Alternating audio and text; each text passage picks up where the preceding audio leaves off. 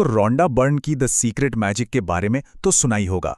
कहा जाता है कि इसमें एक ऐसा शब्द छिपा है, एक ऐसा शब्द जो सब कुछ बदलने का दम रखता है। तो चलिए आज इसी जादुई रहस्य से पर्दा उठाते हैं। तो चलिए शुरुआत करते हैं एक पहेली से।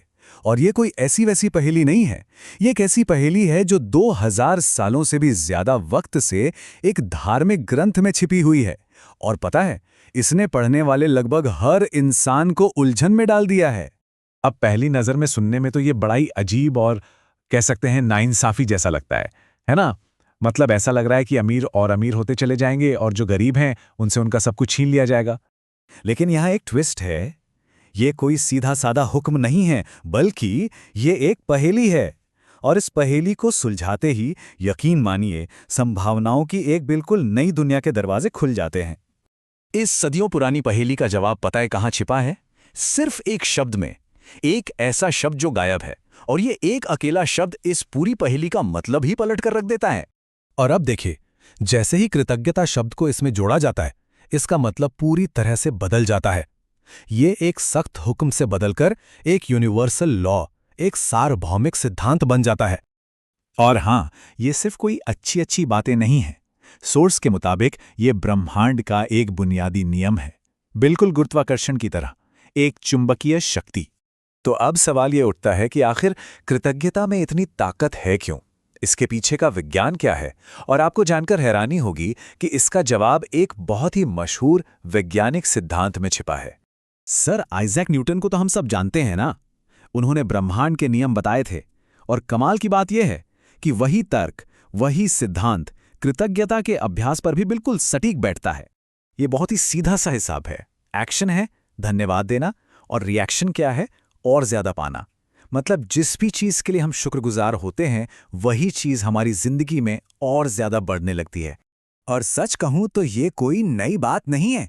जरा सोचिए, ये सिद्धांत तो उन कहावतों में भी झलकता है जिन्हें हम अपनी जिंदगी में न जाने कब से सुनते आ रहे हैं।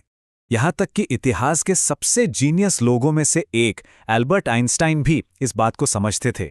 उन्होंने तो कृतज्ञता को अपनी रोज की आदत बना लिया था।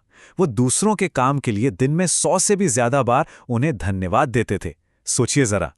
और ये सिर्फ कहने की बातें नहीं हैं, साइंस भी इसे मानता है। स्टडी से पता चला है कि जो लोग आभार जताने की आदत डाल लेते हैं, वो न सिर्फ बीमारियों से जल्दी ठीक होते हैं, बल्कि उनकी उम्र भी 7 साल तक लंबी हो सकती है। पूरे 7 साल! चलिए, थ्योरी तो बहुत हो गई। अब सवाल ये है कि इसे अपनी जिंदगी में लागू कैसे करें।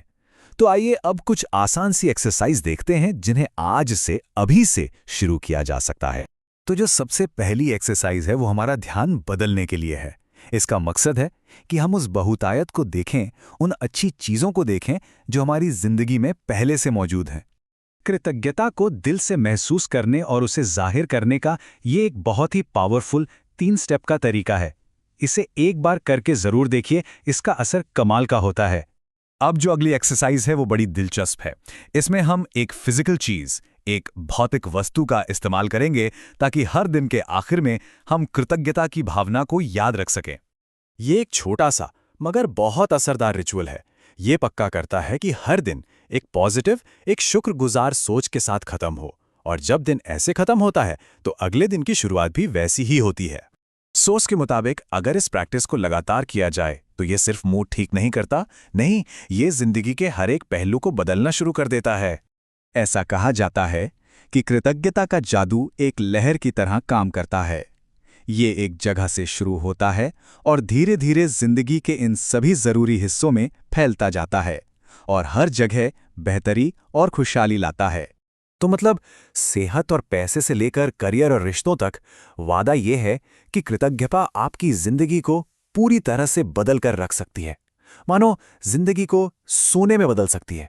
तो आखिर में हमारे सामने चुनाव बहुत सीधा और साफ है।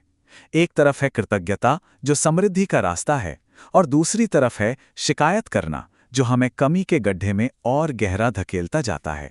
और ये हमें एक बहुत गहरे सवाल पर सोचने के लिए छोड़ देता है। अगर कृतज्ञता ही वो चाबी है तो वो एक कौन सी चीज है? बस एक चीज जिसके लिए हम अभी इसी पल सच्चे दिल से शुक्रगुजार हो सकते हैं। और यही तो इसका मूल विचार है। कृतज्ञता कोई पैसिव फीलिंग नहीं है कि बस महसूस कर लिया और हो गया। नहीं, ये एक एक्टिव फोर्स है, एक सक्रिय शक्ति है। ये धन्यवाद देने का काम है, और इसके बिना हम खुद को उस जादू से दूर कर लेते हैं जो जिंदगी हमें देना चाहती है।